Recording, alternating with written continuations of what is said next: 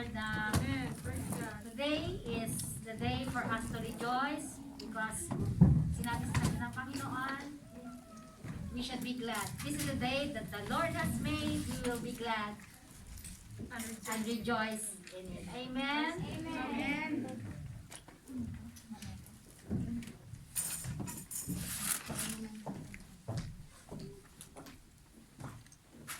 Unang buwan ng Marso, time flies, ang bilis ng panahon.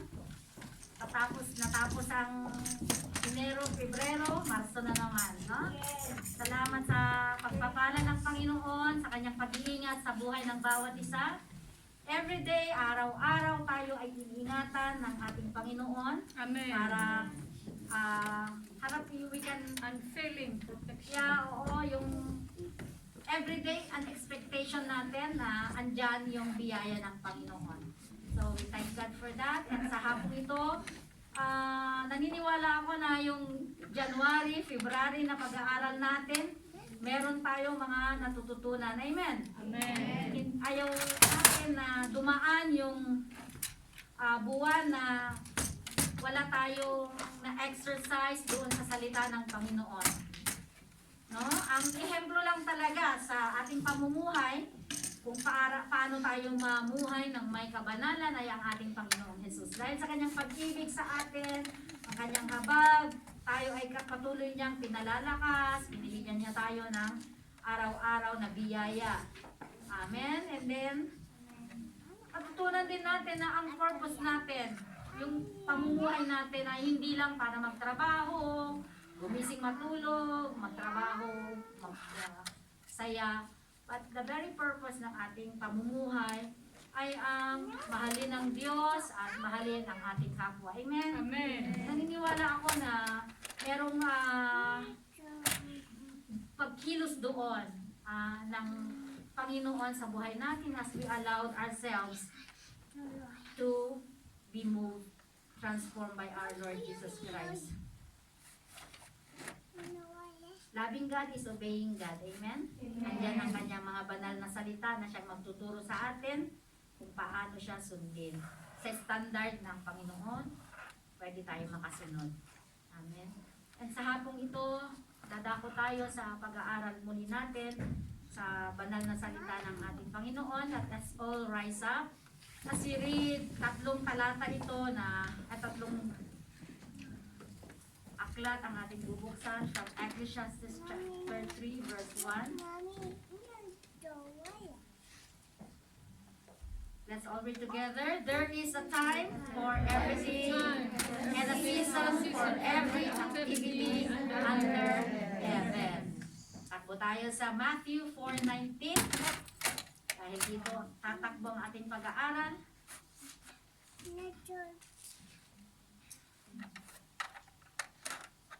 Nandyan na.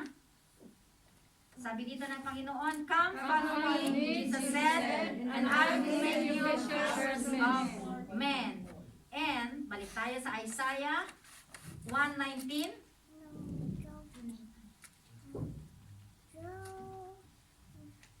Okay, let's read together. Unless the Lord Almighty had left us some survivors, we would have become like We would have been like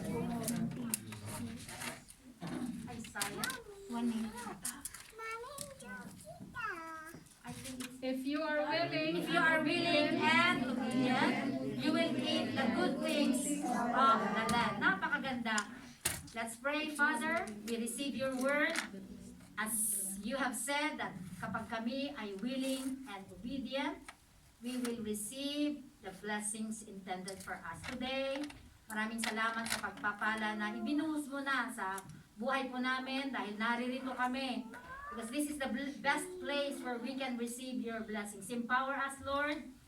Buksan niyo ang aming pangunawa. Amen. May our eyes be upon you. Focus on you. Yes. Aming Ama, sabihan niyo ang inyong mga anak na maunawaan po namin ang pangungusap niyo sa aming mga puso sa araw na ito. At kami po ay sumasamba, nagpupuri sa inyo sa pangalan ng aming dakilang Jesus na tagapagligtas.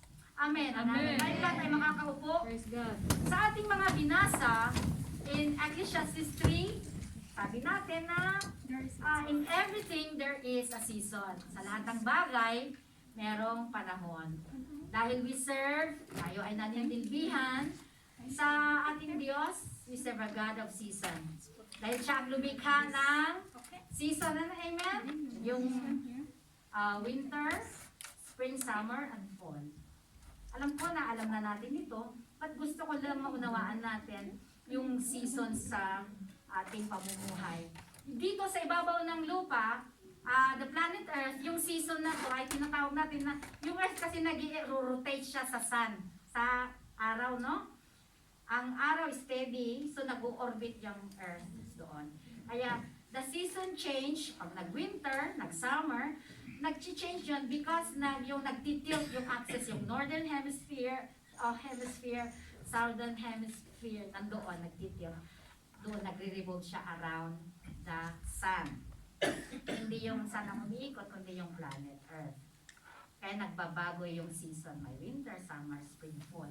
And in many ways, makikita rin natin ang ating mga buhay ay when we look at our lives na divine ang pagkagawa sa atin, yung master artist na siyang lumikha sa atin, ay meron din tayong tinatawag na ang buhay po natin dapat ay umiikot sa Son, S-O-N, sa anak ng ating Diyos Ama. Our lives, dahil tayo ay nilikha ng ating Panginoon, we should, dapat naiikot din ang ating buhay sa ating Panginoong Jesus. Dahil our lives will change. Ang buhay natin ay nagbabago dahil we enter, papasok tayo at mag-i-exit sa mga seasons ng ating buhay. Pero ang Panginoon will always be the same. He is the same yesterday, today, and forever. Dito sa planet, yung sun, umiikot yung earth doon sa SUN. Pero tayo na nilikha ng ating Panginoon, ay tayo, ang buhay natin ay dapat, we should be surrounding ourselves doon sa ating Panginoong Jesus. Doon tayo nakadikit palagi. And ang ating Panginoon na ating pinagsisilbihan, He is a God of season. Pero hindi naka-base doon sa kalendaryo o oras, but it is based through sa truth and revelation, yung katotohanan at revelation ng Panginoon. Kaya sa oras na ito, mga kapatid, whenever, alam ko na ito talaga, whenever God gives you His word, at ang tinatanggap ninyo ngayon ay ang kanyang salita, you have just stepped into a season of blessing. Tandaan po natin, kaya nga nakikinig kayo sa salita ng Panginoon, you have stepped into a season of blessing. Because there is time, ito yung panahon para kanina tayo ay umawit, tayo ay nagpuri sa Panginoon, sumayaw, pumalakpak. Pero ito naman, yung season ng ating pakikinig. Kaya tandaan po natin na sa buhay natin, may iba't ibang season sa buhay ng isang mananampalataya. Na itong mga season na ito, kung tutusin, minsan ayaw natin, no? Ano yung mga ayaw natin? Yung season ng dry season, di ba? Ang ibig sabihin, kapag tayo ay mananampalataya, tayo may mga dumadaan tayo sa season of dryness. Dahil kung paano natin malalaman yan, pakiramdam natin ang Panginoon ay quiet. Ang pakiramdam natin, ang layo-layo ng Panginoon, di ba? Sometimes, dumaraan tayo doon sa season na yon.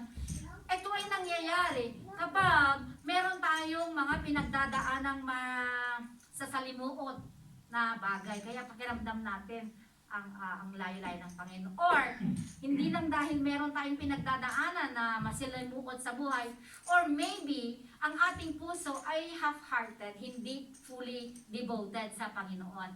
Tayo ay may ginagawang kasalanan. Kasi kung ang puso natin hati, ay kasalanan naman talaga yun na hindi buo ang puso natin. Kaya pakiramdam natin, dry tayo, no?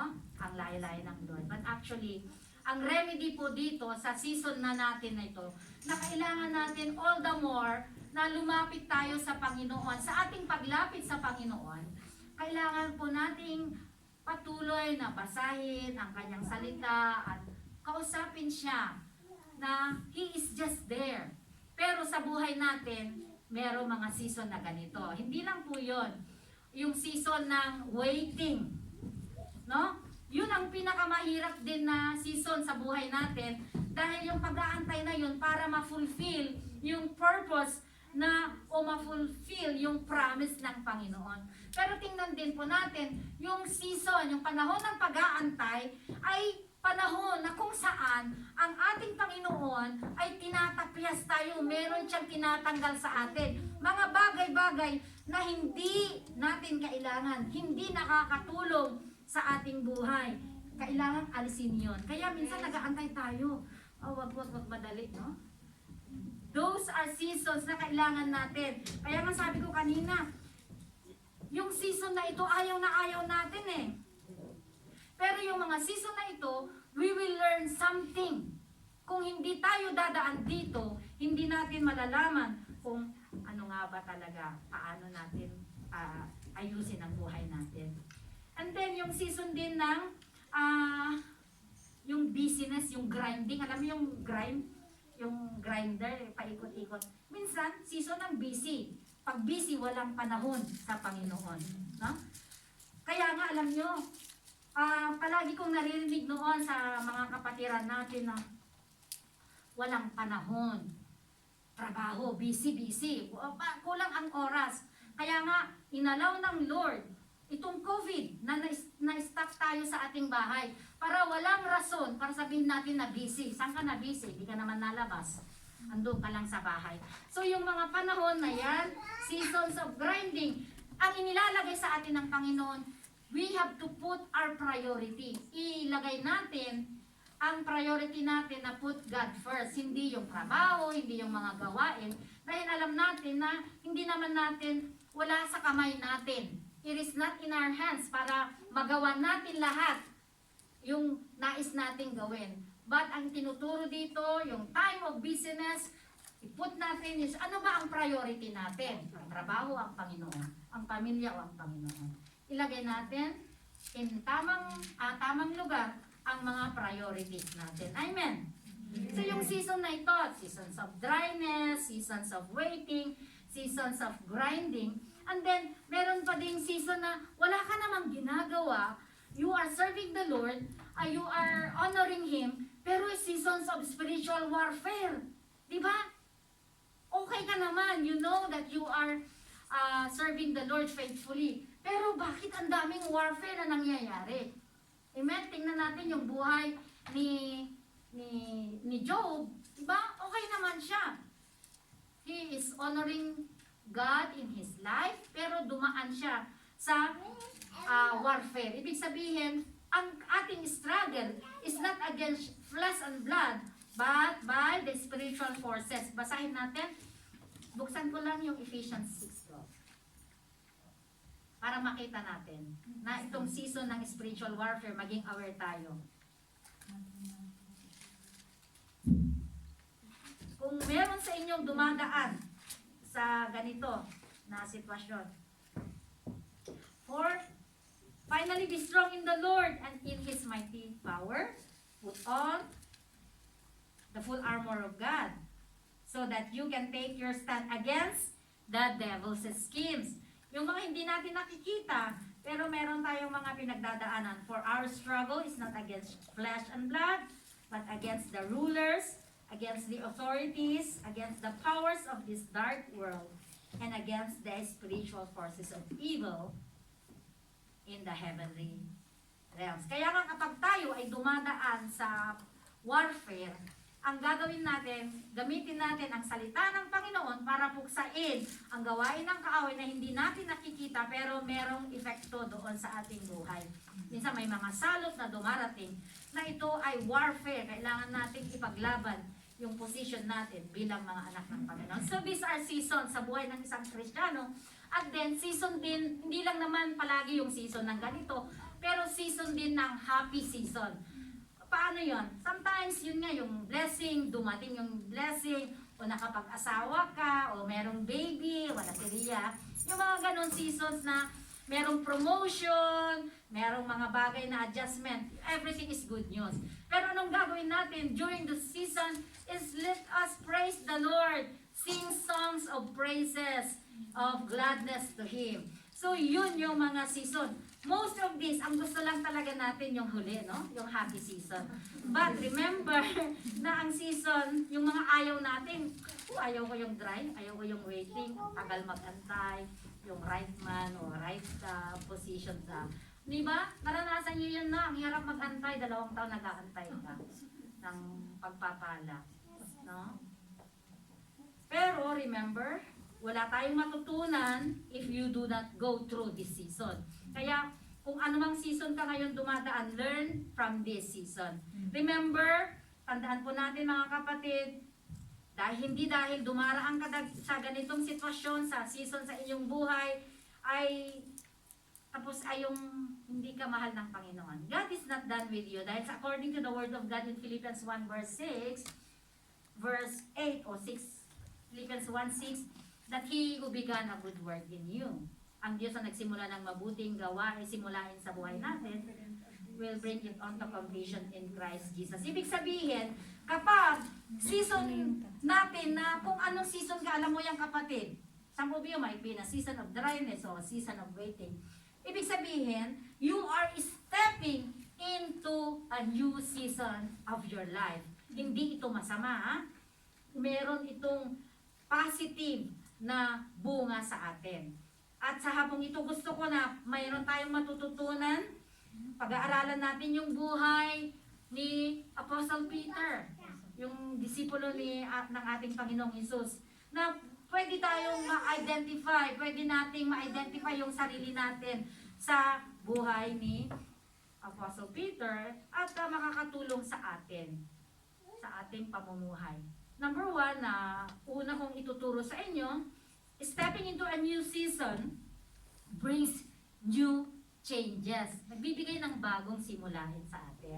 Alam niyo po mga kapatid na change, yung word na change, ay hindi po, ang pagbabago ay hindi maiiwasan. Paano namang hindi maiiwasan? Ibig sabihin, may mga bagay, kagaya ng taon, year 1965, 66, 67, hindi yung mapipigil, no? Hindi, it's inevitable. Hindi maiiwasan na ang bata tatanda, lalaki, o, no? May mga changes sa atin. Even yung mga gadget, dati, ang telepono yung ikot. Ngayon, touchscreen na lahat. So, lahat ng mga bagay ay nagbabago. No? Last year, sabihin natin, ang tawag ngayon, new normal. Last year is normal. Merong dagdag ngayon, new normal. O, eto ngayon, normal ang huminga. Ngayon, mahirap na, meron ng mas karilya. So, titingnan natin na bakit kaya ibinibigay ng ating Panginoon ang mga season na to para una is to give us truth and i-reveal sa atin. I-reveal sa atin na we have to get moving. Kailangan nating pumilos sa mga seasons. Alam niyo po kasi tayo, naturally tayo mga tao na ayaw natin, we are creatures of habit. Yung nakasanayan na, no? Ayaw natin ng winter. Ayaw din natin minsan pag nasanay ka na ng yung spring, sana the whole year spring. Yung kasi we are, at saka yung nakasanayan natin ginagawa, ayaw natin minsan ng changes. Ay, kagaya ng mga lola natin, ay dito ako nakakilala. Dito na, ayaw kong mabago. Hanggang dito ako na binangon. Doon rin matutumba sa ganun pa rin. So, dahil tayo ay creatures of habit niya. Pero ayaw ng Panginoon. Ayaw niya na self-satisfied tayo sa mga bagay-bagay na pwede naman tayong mag-improve, pwede naman maging maayos. Ayaw ng Panginoon na maging complacent tayo sa mga bagay-bagay na pinapaalam sa atin. So, yung seasons of plenty, pag nasanay tayo na marami palagi, hindi na natin alam yung season ng kawalan. Kaya kapag dumaan tayo, pag nasanay ka kaya na laging sobra-sobra, yun nasanay. Pag dumating yung scarcity, yung kakulangan, diyan mo makikita ano ang nagiging reaction natin yung kapag walang-wala na. Di ba marami tayong negativity na dumarating. Kasi nga, nasanay tayo, magiging habit na yun. Ayaw ng Panginoon doon na tayo. So He allows us, hinahayaan ng Panginoon na dadaanan natin yung mga different seasons para hindi tayo palagi satisfied palagi. Dapat everything should be moving forward. Tingnan natin sa buhay ni Peter, he entered into a new season when, paano nasasabi natin that Peter entered a new season? In Matthew chapter 4,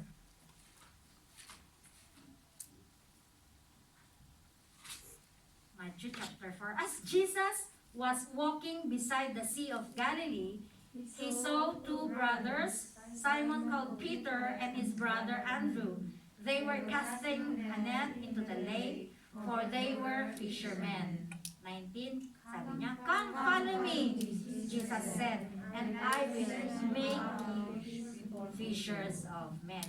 Yun, doon nagsimula yung changes, no, sa buhay ni Peter. When the Lord called him, sabi niya, "Come, follow me." Titingnan natin sa buhay niya, if you keep on reading, from an ordinary fisherman, naging somebody siya. He was transformed into somebody for Jesus Christ. Naging powerhouse ang buhay niya. A man who is really committed in serving the Lord. Unang-una, ang change na nangyari kay Peter ay yung sa loob. Merong inside, inward change. Yung pagbabago nung sabi ng Panginoon sa kanya, "Come, follow me." The change began. Nagsimula doon. Amen? At naniniwala ko na tayo din, when we heard the word of God, "Come, follow me, and I will make." Alam niyo po yung word na make, sa Hebrew, malalim po yun. Ibig sabihin, kung pag-aaralan natin in the original language ng Greek, yung make yan ay spring forth, sisibol, magsasanga, something will come out. Yun ang nais ng Panginoon. There is this miracle in us. Amen? Miracle na lalabas. Kaya nga, yung season nyo ngayon sa ating buhay will serve a purpose. Kaya, sa buhay natin. That change, merong miracle na uusbong. Wow, excited ba kayo? Kaya sabihin natin, my season is here. Andito na ang aking panahon. Hindi pwedeng panahon lang. No. When you are in Christ, you are always in the season of Christ. Season of change. Amen? Amen. Napakabuti. God will do a miracle in us. Ngayon, even right now, when we are receiving His Word, that yung natatanggap nating mensahe ngayon ng Panginoon, nagbubuhay. It's a miracle na bumubuka sa buhay natin. And then, hindi lang po a season of change when we step into this season na sinasabi natin, new season, hindi lang changes, kasama rin nito yung challenges.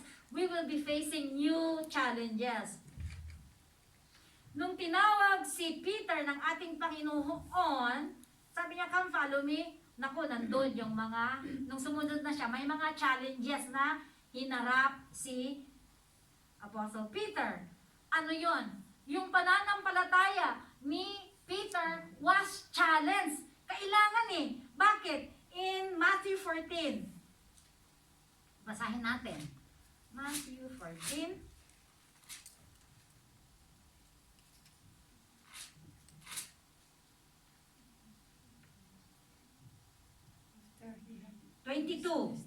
Immediately, Jesus made the disciples get into the boat and go on ahead of him to the other side while he dismissed the crowd. After he had dismissed them, he went on a mountainside by himself to pray. When evening came, he was there alone, but the boat was already a considerable distance from land, buffeted by the waves because the wind was against it. Sabi dito, during the fourth watch of the night, Jesus went out to them, walking on the lake. When the disciples saw him walking on the lake, they were terrified. It's a ghost, they said, and cried out in fear. 27, but Jesus immediately said to them, take courage, it is I. Don't be afraid. Verse 28 dito, sa kay Peter, Lord, if it is you, Peter replied, tell me to come to you on the water. And 29, sabi na naman ng ating Panginoon kay Peter, come, he said. Then Peter got down out of the boat, walked on the water, and came toward Jesus. Alam niyo po, matcha-challenge talaga yung pananampalataya natin. Hindi pwede na hindi ma-challenge. Kagaya nga, yung pagtitiwala natin sa Panginoon. Trust me with all your heart. Kung hindi tayo magtitiwala sa Panginoon, how will we know na yung season ng challenge ay applicable sa atin? Especially, trusting Him with our finances. Pag sinabi ng Panginoon sa atin na give, we are being challenged. And our faith on Him is challenged. Amen? Naunawaan po natin. So, hindi pwede na hindi tayo matcha-challenge sa ating mga pananampalataya. And sa buhay ni Peter, hindi lang yung faith niya ang na-challenge, yun ding nararamdaman niya. Kasi 1 minute, sabi niya, when sinasabi niya, yung feelings kasi, up and down yung feeling ni Apostle Peter noon. Sasabihin niya minsan na, ikaw ang anak ng Diyos.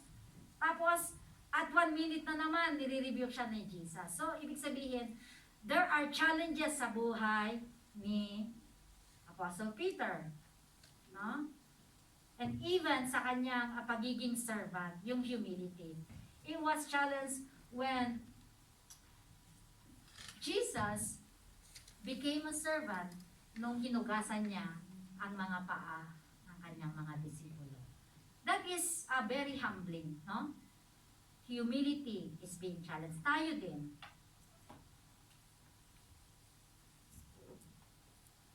Ayaw ng Panginoon na masyado tayong ma-pride, no?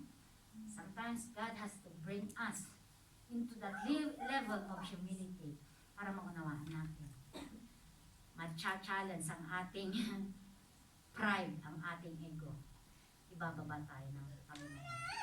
Teach us to be a servant. Amen? Pero sa mga instances na ganito sa buhay ni Peter, he did not waver. Hindi man siya tumalikod dahil na-challenge yung kanyang pananampalataya, na-challenge yung kanyang feelings, di ba? Or na-challenge yung kanyang ego, matouch tayo. Naku, pag na-touch ang ating ego, na-touch yung ating feeling, na-touch yung lahat, matouch ang bulsa, matouch yan, naku, magtatampo, magagalit, aalis, o hindi man magagalit, aalis. But, this season of change, season of challenges, ay napakahalaga sa buhay natin. Kasi, makikita rin natin sa buhay ni Apostle Peter, na there was one particular time sa kanyang buhay, na dumaan din siya sa season of failure. Alam niyo po ba? Paano yon? In what season? Nung siya ay, noon he became a follower of Jesus, pero naging, he was one who followed Jesus at a distance. Yung malayo siya, hindi siya malapit. Basahin natin sa Matthew 26:58. Ito yung isang makikita natin na season ng failure ni Apostle Peter.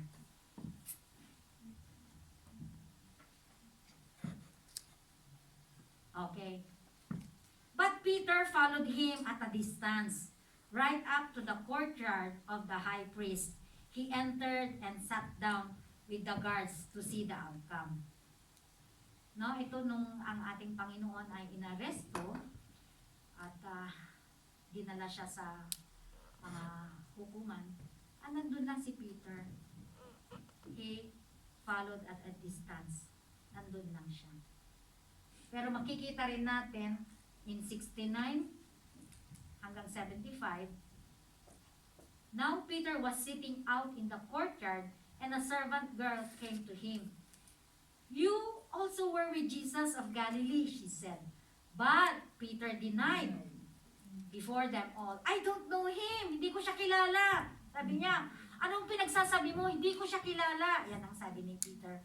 Then he went out to the gate where another girl saw him and said to the people there, this fellow was with Jesus of Nazareth. Ay, kasama siya ni Jesus. Sabi sa kanya. Tapos sabi naman niya, no! Nag-ano pa siya, hindi ko kilala yan. Yan ang ini-insist niya. And then, meron na naman hanggang 73. After a while, those standing there went up to Peter. Nilapitan na naman siya. Sabi sa kanya, surely or one of them, for your accent gives you away. Then he began to call down curses on himself, and he swore them. I don't know that man. Pinagkanulo niya. Hindi niya kilala. Immediately, the rooster crowed. Then Peter remembered the word Jesus had spoken. Before the rooster crows, you will disown me 3 times. And he went out, wept bitterly. No? Ito yung season, particular season sa buhay ni Peter nung naging failure siya. Alam niyo po, sa buhay natin, paano natin, sabi ko kanina, na meron tayong matututunan sa buhay ni Peter. Yan po ay exactly nangyayari sa atin. When tayo rin ay dumadaan sa season na dry tayo, yung empty, na maski you tried everything na gawin natin, lahat ng kapamaraanan, na ang pakiramdam natin, iniwan tayo ng Panginoon. At doon naniwala na tayo ay failure. But you're still following Jesus. No? Sumusunod ka rin kay Jesus, pero at a distance, malayo. No? Sometimes meron tayong mga ganon. Pero tandaan natin sa araw na ito, if you are following Jesus at a distance, at ipinagkakanulo mo siya minsan when you are in a crowd, at hindi mo siya maitayo sa buhay mo. Remember, this is not to condemn you, but this is to tell you na yung season na ito ay may purpose. Ipaparating sa atin na huwag nating kalimutan na yung pag-ibig ni Kristo sa atin is greater than your failures. Remember that. Amen. Nagkamali man tayo ng paulit-ulit, pero yung pag-ibig ng ating Panginoon ay mas higit pa kaysa sa ating pagkakamali. Mas malaki ang pag-ibig ng Panginoon sa atin. Dahil nandiyan ang kanyang habag, nandiyan ang kanyang awa na mas higit pa sa mga pagkukulang natin. Amen? Amen. Kaya itong season natin, wag tayong magalit, wag tayong lumayo sa Panginoon. Tanggapin natin na mas malaki ang pag-ibig at grasya ng Panginoon. Kaya lang, church, sasabihin ko sa inyo mga kapatid before I end, yung failure na ito, ano ang magiging, meron tayong choices dito sa failure natin. Kukunin ba natin, titingnan ba natin na itong failure na ito, gagawin nating excuse para we follow Jesus at a distance na malayo tayo, or itong failure na to, makikita natin yung miracle na gagawin ng Panginoon sa buhay natin. Let us make that choice that this failure, merong miracle ang gagawin ng Panginoon sa buhay natin. Dahil our encounter with the Lord Jesus Christ works miracles. Amen? Kapag kadaupan natin palagi ang Panginoon, merong miracle na nangyayari. Miracle happens. Changes and challenges are just a springboard para tayo ay umangat pa. No? Kaya nga choice natin na unawain na mas malaki ang pag-ibig ng Panginoon. Why? Why these challenges? Kasi alam nyo ba, merong pangako ang Panginoon kay Peter. In Acts 1, inutusan ng ating Panginoon si Peter na huwag kayo pumunta kayo sa Jerusalem, huwag kayong umalis doon. Sabi niya, after these challenges, the challenges na inutusan ng ating Panginoon si Peter. Acts 1:4.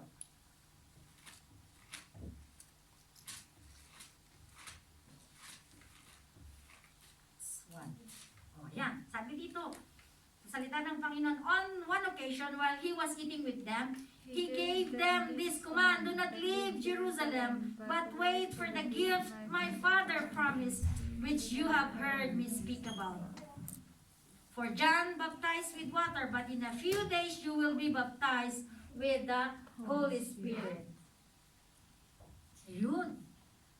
Alam niyo ba, na yung season na to, Peter stepped into a season na naging champion siya. Kaya nga sabi dito, when we step into this new season, we become champions. Tayo ay mga winners. Tayo ay new champions para sa Panginoon. Dahil nakita natin na they were empowered. No? In Acts 2, titingnan natin. When the day of Pentecost came, they were all together in one place. They were all together in one place, just like today we are all together in one place. Suddenly, a sound like the blowing of a violent wind came from heaven and filled the whole house they were sitting. Wow! Dumaloy! Yung banal na espiritu bumuho sa kanila. In the same way, mga kapatid, ang nais ng Panginoon, He will consume us. He will empower us. Kapag tayo ay, ang ating puso ay iisa, when our heart is one, and yung purpose natin is to seek, is to wait upon God, and pray. When kapag ginagawa natin to na tayo ay nagtitipon-tipon, at nananalangin, nagpupuri, ang presensya ng Panginoon bababa. Amen? And people begin. And they were empowered. At naging makabuluhan ang buhay ni Peter. He became champions. From Peter na ordinary fisherman, sabi ko kanina, he was a man greatly used by God. Naging, sabi ko nga, powerful testimony ang buhay niya. At yung mga nakakakilala kay Peter 3 years ago, nung nakasama niya ang Panginoon, magtataka sila. Merong suddenly, from challenges, he became a champion for the Lord Jesus Christ. At sa hapong ito, mga kapatid, God save you to be a champion. Hindi tayo niligtas ng Panginoon para talunan. Amen. Tayo ay champion ng ating Panginoon. God has transformed us. Binago tayo sa pamamagitan ng kanyang kapangyarihan. And He is calling champions to stand up. This is your season. Season natin para maging champion para sa Panginoon. Amen?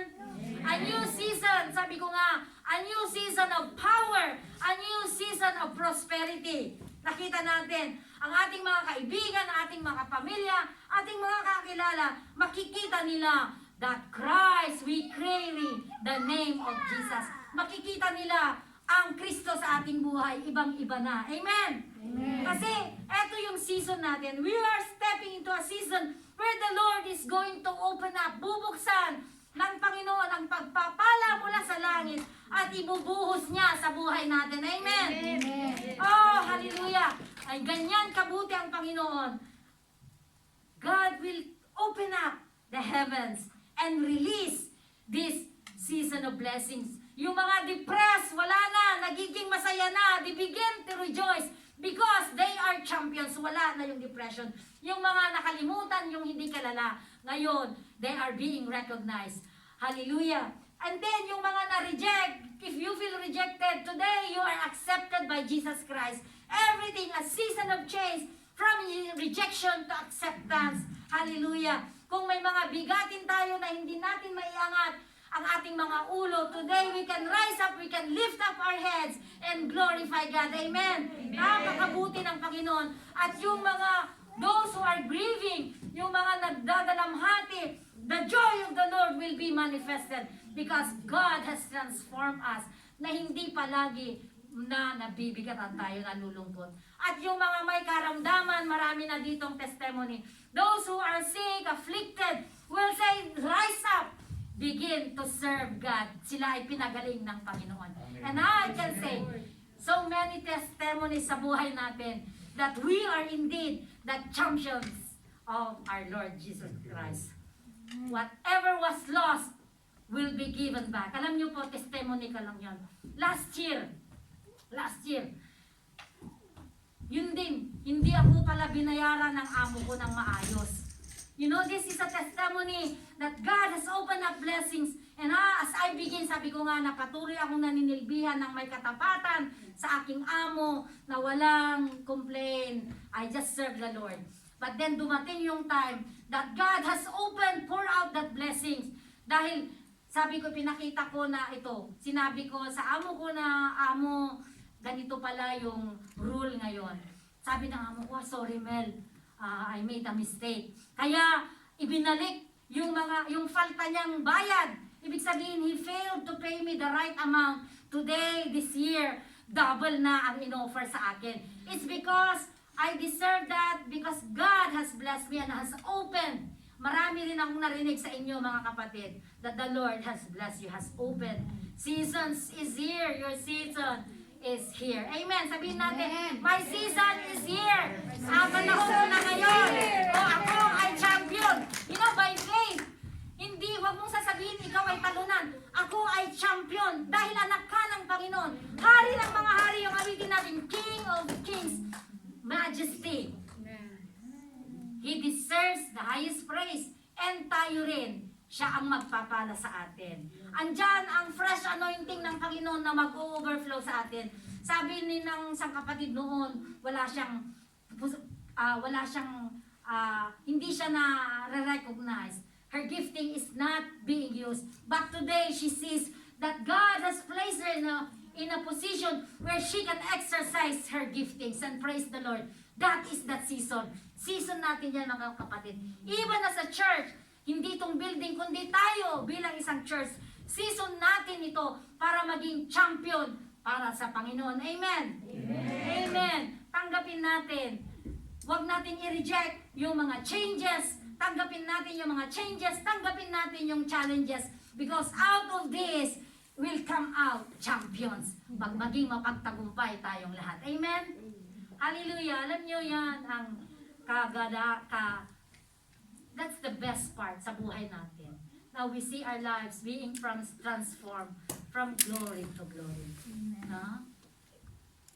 We have that spiritual power na ibinigay sa atin. Look at yourself. Ang mga champion. Tingnan natin, no? You look at yourself. Na champion ka. Pupunta ka doon sa platform. Ang tatanggapin mo hindi silver na yung medal. Ang tatanggapin mo is gold. Yung gold, alam nyo po, yung gold na yan is being refined by fire. Kaya ito ay tunay na gold. Yung gold ay malambot, madaling mahulma. Because it is being refined by fire. Ibig sabihin, ang buhay natin para sabihin na ginto ay kailangan nating dumaan sa paghuhulma ng Panginoon. Kapag tayo ay hinuhulma ng Panginoon, mahapdi, masakit, but it will make us champions. It will make us winners, gold sa harap ng Panginoon. Yan ang nais ng Panginoon. Mga changes and challenges. Ask God. Hilingin natin sa Panginoon. Today, ask Him, Lord, come into my life. Pasok ka po, Lord. I allow you to come into my heart and create in me that champion spirit. No? Hindi na yung palaging yung very down. Look up with dignity because God has called you. Amen. And He has put that power in you. Amen. Amen. And as a church, alam ko, God is doing something beautiful. Nararamdaman nyo yan. Each one of us, hindi lang ako bilang pastor, pero meron parang umuusbong ba? You can feel that. It's because the Holy Spirit is at work sa buhay natin. Amen? Palakpan natin ang Panginoon. Hallelujah! Thank you, Lord. Pasalamatan natin. Your season is your season of growth. Amen. Ano man yan ang pinagdadaanan natin, let the Lord work in our hearts today. and sa kabutihan ng ating Panginoon. I'd like Sister V to come here. Today, sa araw na ito, no, when we look at the cross, we will look at it, a cross of victory, cross ng katagumpayan, because Jesus Christ paid it all for you and me. Yung ginawa ng ating Panginoon sa krus ng Kalbaryo, when He died, it meant, binuksan niya ang pagpapala sa buhay natin. Amen? Kaya tayong lahat ay tumayo as we remember this Lord's Supper. As we partake, lahat tayo ay tatanggap ng banal na hapunan. Tandaan natin, nakaisa tayo ni Kristo. No?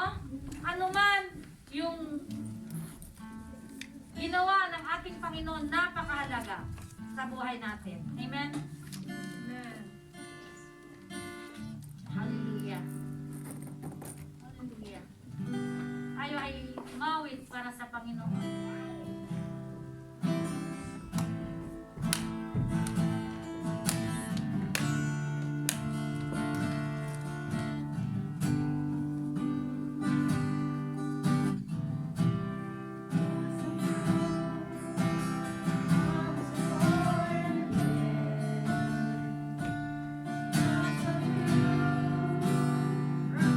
I hear your praise.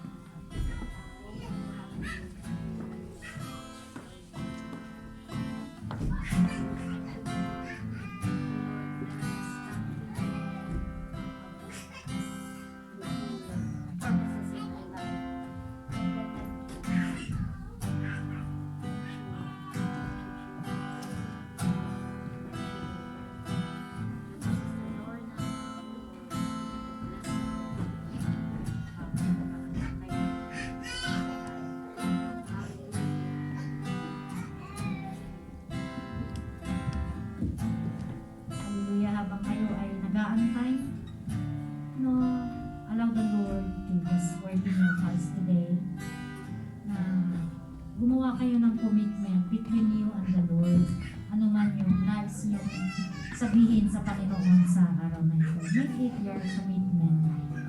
Because the Lord is calling each one of us. Sabi ng Panginoon, come, follow me. Come, follow me. Yan ang mensahe ng Panginoon sa buhay ko namin.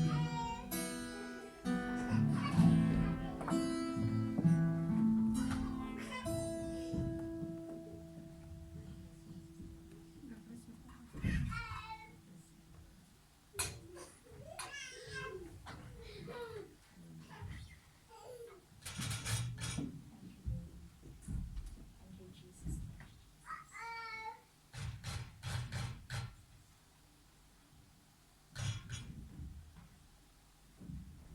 Let's remain to be silent before the Lord.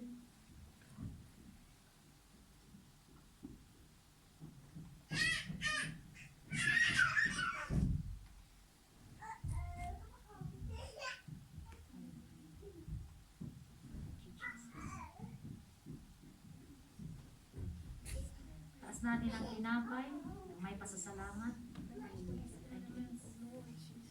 Oh, Father, thank you. Thank you for this bread that represents your body na nagsisilbing, Panginoon, kagalingan sa mga uri ng karamdaman. By your stripes, you are declaring that we are healed. We are casting out every sicknesses, every diseases in the mighty name of Jesus. Oh, we thank you, O Lord, for the fullness and restoration of good health. Ang tinapay rin ito ay nagsisimbolo ng inyong katawan ng pagkakaisa. Maraming salamat sa inyong ginawa sa buhay po namin. According to the word of the Lord, for I received from the Lord what I also passed on to you. The Lord Jesus, on the night he was betrayed, took bread. And when he had given thanks, he broke it and said, "This is my body, which is for you. Do this in remembrance of me." Tandaan po natin na ang sacrifice ng ating Panginoon, He did it for you and me. So let us give thanks for this sacrifice. Hallelujah. Thank you, Lord.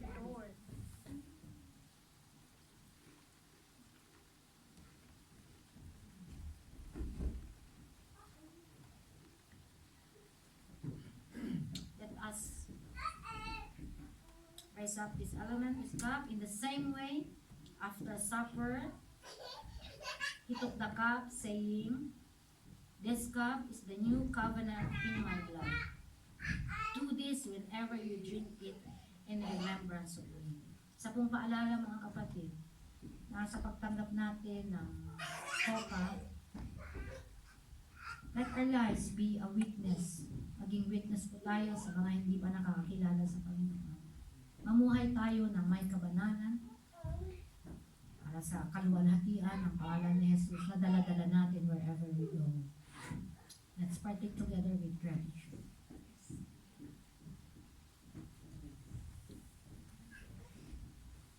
Hallelujah. Thank you, Lord. Thank you, Father. Panginoon, maraming salamat po na this moment, hinayaan niyo kami na tumanggap ng banal na hapunan. At sa pagtanggap po namin, tanggap po namin ang mga pagpapala na kaloob niyo sa buhay po namin. Dalangin ko, O Diyos, na magpatuloy kami sa ginawa niyong mabuting simulain sa buhay po namin. Let your words will always remind us, Lord, na lagi kami magtiwala sa inyo dahil kayo ang Diyos na tapat, hindi nagbabago. You are the same yesterday, today, and forever. Amen. And your love will always sustain us para po kami ay manilbihan ng may katapatan at may pasasalamat sa inyo. Sa inyo po ang kapurihan. In Jesus' name. Amen. God bless you, church.